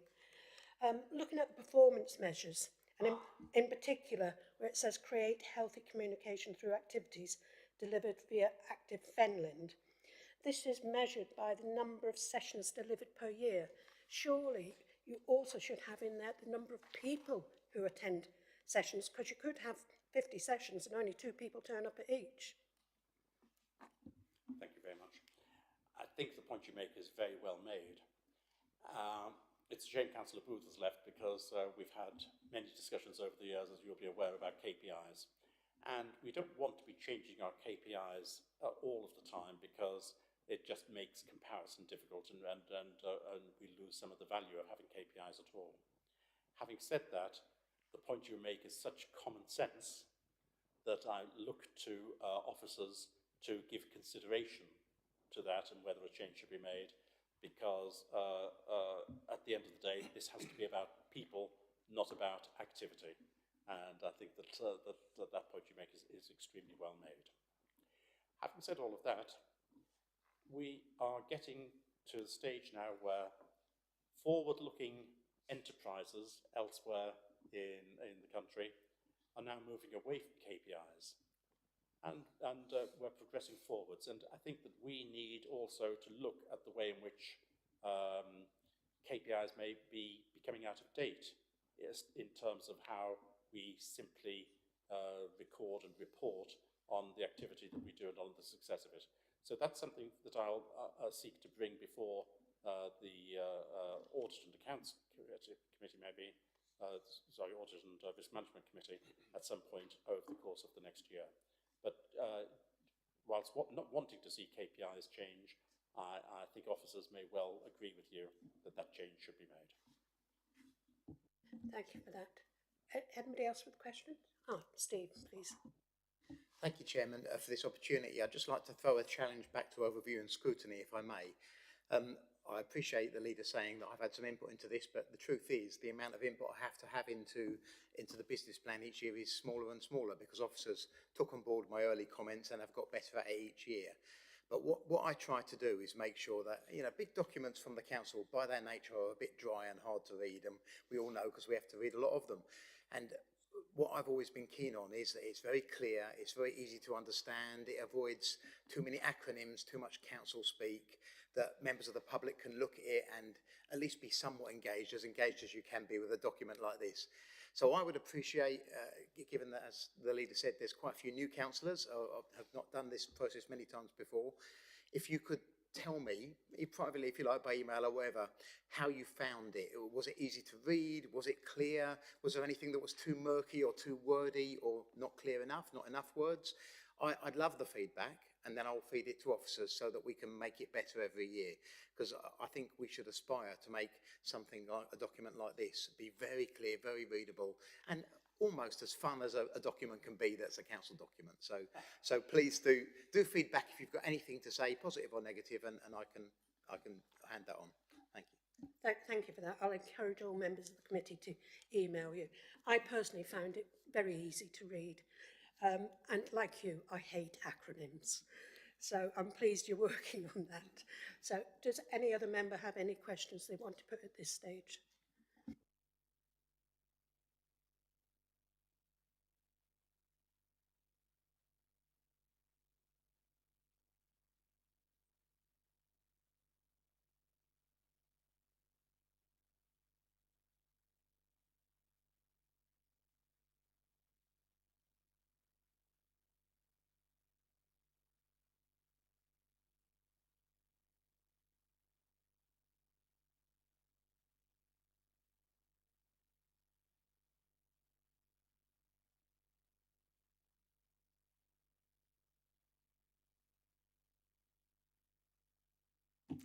Thank you very much indeed, Chairman.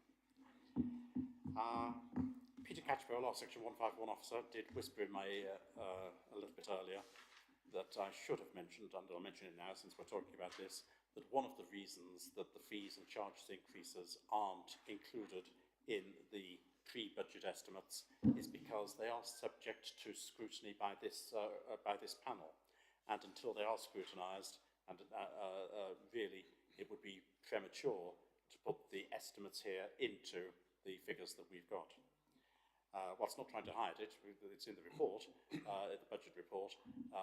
We do require due process to be undertaken, and we do need to listen to the comments which are made by the Overview and Scrutiny panel before a decision is made by Cabinet, which will be made next week. The basics are very simple here. Some of our fees and charges are not set by us at all. They're set generally by central government. Planning charges being the primary example on that, but there are plenty of others as well. And those are just reported in here. We can't change them. That's just the way things are. Other charges, we've got so many dozens of different charges, but other charges we normally increase by the rate of inflation. Now, the rate we use is the CPI, Cost and Prices Index, rather than the RPI. And what we use is the figure as of September of the previous year. Now, it's really important that we stay consistent about this, because by taking the CPI figure from the same month every year, it means that cumulatively we account for all increases in the CPI, and we fail to account for nothing.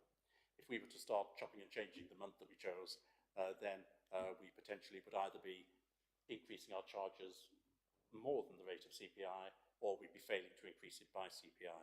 But generally, as far as charges are concerned, our attitude is if people benefit from a service which is chargeable, then that charge should roughly increase with prices. Now, there are exceptions to that, and there are occasions where market forces come in, and it's necessary for us either to increase our charges, or we have the opportunity to increase our charges by more than CPI, or it's inappropriate for us to increase them. And those are all mentioned within the report about a number of cases where no suggestion is made that charges should be increased. And the CPI figure was 6.7% at September 2023, which is why the vast majority of the charges that you've got in here are increased by 6.7%, where we've got the discretion. The one significant difference here are those commercial charges at Wisbech Port, which are proposed to be increased by 25% in order to begin to reduce the significant deficit being incurred on the port operations. But again, as I say, there's going to be a separate report produced because there are more implications in this than just the amount of charges. A separate report will be produced in the reasonably near future about what the options are that we've got. But it was important to send the message out that the charges do clearly need to increase. We are not meant to subsidise these charges from the general fund, and one way or another we will have to find a resolution for this. I'll leave it at that, Chairman. Happy to answer any questions. Any members got any questions, please? Okay, so I have a few. I understand the reasoning behind an increase of 25%. Have we done any benchmarking with other ports to make sure that we're not pricing ourselves out of the market, or are we still one of the cheapest? That's one of the questions. Also, if Sutton Bridge is seeing a significant downturn in traffic, what has been done to market the port as a suitable import-export terminal? And what is our involvement with this port, and to what extent are we liable for any losses? I also understand that we're going to be managing Sutton moorings. Who will be responsible for any losses, if any, on that? That's just a few regarding the port at the moment. I might have a few more later. Thank you. I can answer the first two of those. To the best of my knowledge, we haven't been doing benchmarking because we are meant to recover the costs that we have as the Harbour Authority. And it's precisely because we're not meant to be seeking to act in competition against other local authorities who've got responsibilities that we are meant not to utilise our general fund to subsidise these charges. So benchmarking isn't really relevant there. And again, we've got to wait until this report is produced, but the key here is legally we must ensure that the charges we make are sufficient to ensure that the general fund isn't being used to create a subsidy. As far as Sutton Bridge is concerned, we don't have responsibility for Sutton Bridge Port in the sense that we don't own it and we don't operate it.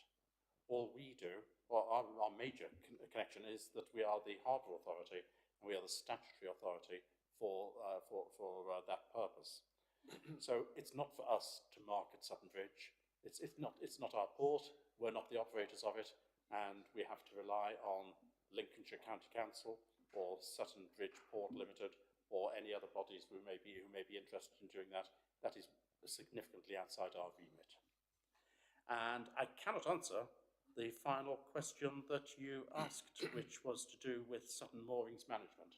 Someone else, some other? I believe we do. We'd have to double check that. I think there's aspects of the Sutton Bridge Moorings that we do and have managed for some time, but I have to check that. Lincoln County Council, we have a management agreement with Lincoln County Council and they pay us a management fee. Fine. I have been informed that we have a management agreement with Lincolnshire County Council and they pay us a management fee. So we're actually making money out of it. Yes? That depends upon the costs that we're incurring in fulfilling that service.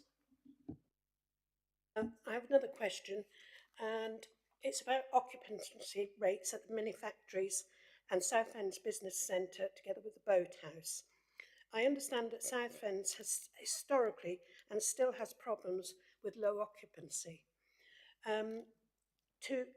Had any thought been given to perhaps either a rent-free period or for new occupants to be given a period of, say, 3 to 6 months at a discounted rate to encourage uptake in these centres, please?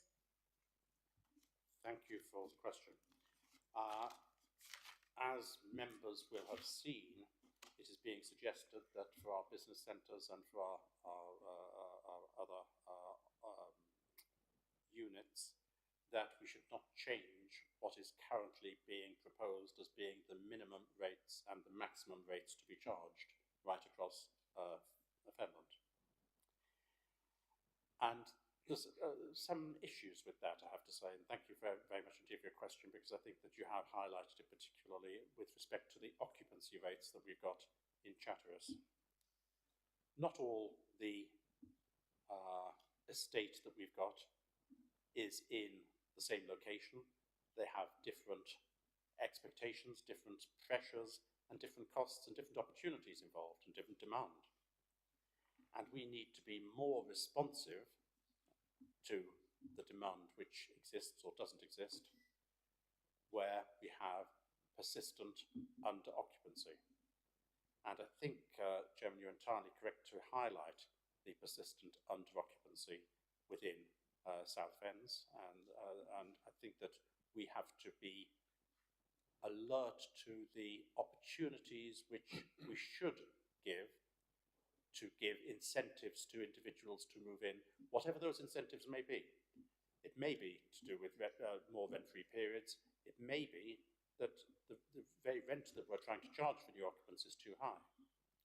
So, having heard what you've said, I think you're right in saying that what we've got in the papers in front of us at the moment isn't satisfactory, and I'll discuss this with officers, but I'm inclined towards recommending at Cabinet that we change the recommendation as far as Southends is concerned, so that we remove the lower restriction which currently exists. What it's saying there is the lower restriction for the rent to be charged should remain the same as it was last year.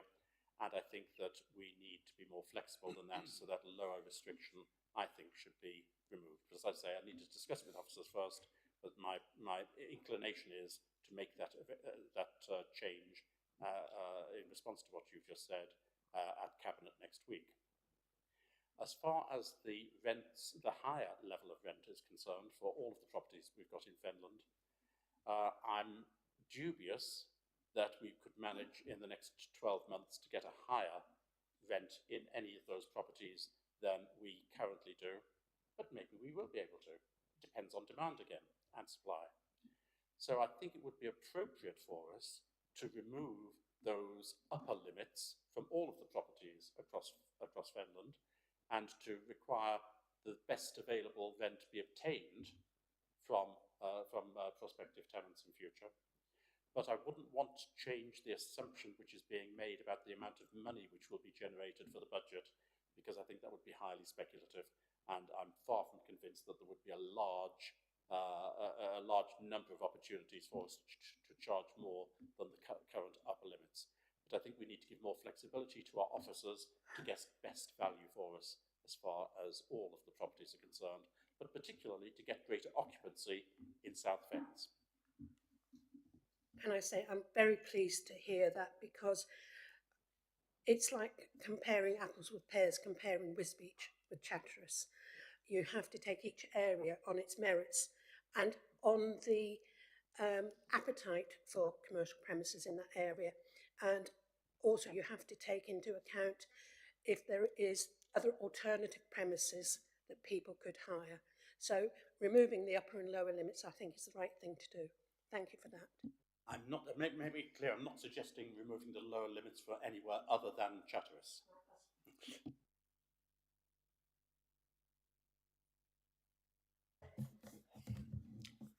Oh, thanks, Chair. This might be a slightly bizarre question, but this is the first time I've ever looked at fees and charges, and for the Port of Wisbech Authority, I mean, this is like going on one of these holidays where they charge you every time you open the windows and look at the beautiful sunset. There's charges for literally everything on this. It seems ridiculously complicated to me. And is there any way of simplifying this? Is this not in our remit? I mean, I don't think I've ever seen anything quite as complicated, to be honest. Thank you very much indeed, Alan, for that question, and you're entirely correct. I had to laugh at what you're saying because you're not aware of this, but I was for many years a director and company secretary of a ship's agent company, and I had to deal regularly with all of these and more, and it's the same right across the country. It's the standard practice and procedure which exists for every single port, and you're actually not seeing all of the detail here. It actually gets more complicated even than this. But I'm sorry to say we can't make any simpler than this. It is the way the system works, and it's the same right across the country. Thank you very much. I'll enjoy reading this when I go to sleep sometime, but thank you. Thank you, Chairman. Hi, Councillor Borden. You did mention about it's in the report as well about a 25% increases here about Wisbech Port. Are we working towards a situation where we offset the deficit that currently exists, and how long will this process take if that's what you're working towards? Thank you. Thank you very much indeed, Sid, for that question. We are working towards that. Again, as far as the timing is concerned, I really have to leave it till the report is produced in the fairly near future, because there are lots of things to be taken into consideration here, and to take one item in isolation would be potentially misleading. Additionally, it's been made clear in this report that this 25% increase is meant to be an interim increase, and the suggestion from that is that the likelihood, based on all the mathematics, is that a figure larger than 25% will be required, and required potentially so that we stay legal, potentially. Now, I can't go into any more detail than that until we see this report, and that will then give us an awful lot to be able to talk about.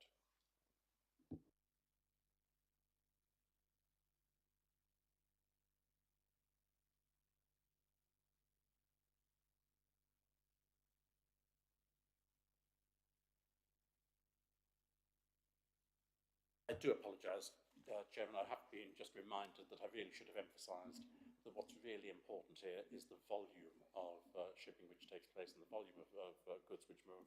So it is an integral part of the equation, And those volumes have gone down, it has to be said, in recent years and in last year in particular. So the intent of the port operators, whether we're talking about Wisbech or Sutton Bridge, is really very important indeed. And all of those things will be taken into account and will be part of what will be reported to us when the report is produced. All right, I'll start again. There are no further speakers, therefore the recommendation is at page 64 of the agenda pack and is for members to comment on the business plan, which I believe we have done, and members are also asked to consider the proposals contained in the report and at Appendix A, and to recommend to Cabinet the fees and charges to be included in the final budget proposals for 24-25. I would add to that with the changes mentioned by Councillor Bowden with regard to commercial premises. Is everyone agreed on that? I can see no dissenters, so with that we will move on. We now go on to agenda item 8, which is an update on previous actions identified. There is only one outstanding action in relation to Anglian Water.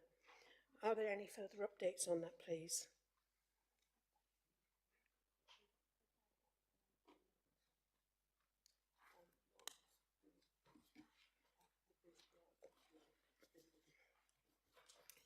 Thank you, Chair. We've written to Anglian Water to request the outstanding information. We haven't had it yet, but we will continue to chase them for that. Sorry, I should have thanked officers and members of the Cabinet for their coming today.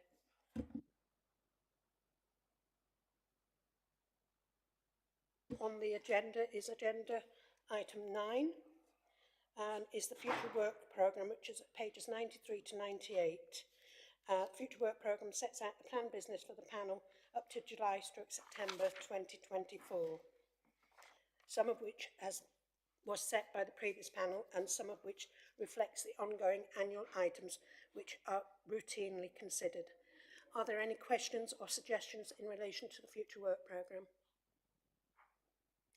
That's what I like to hear, silence. In that case, we will move on to the last item on the agenda, which is to provide an opportunity to discuss any items which are considered urgent, and I can confirm there are none. So this marks the end of the meeting, and I declare the meeting closed. The next meeting of ONS is scheduled to take place on the 4th of March 2024 at 10 a.m. And I'm sure you're with me in wishing Maureen all the best, and hopefully she'll be back with us by the time of the next meeting.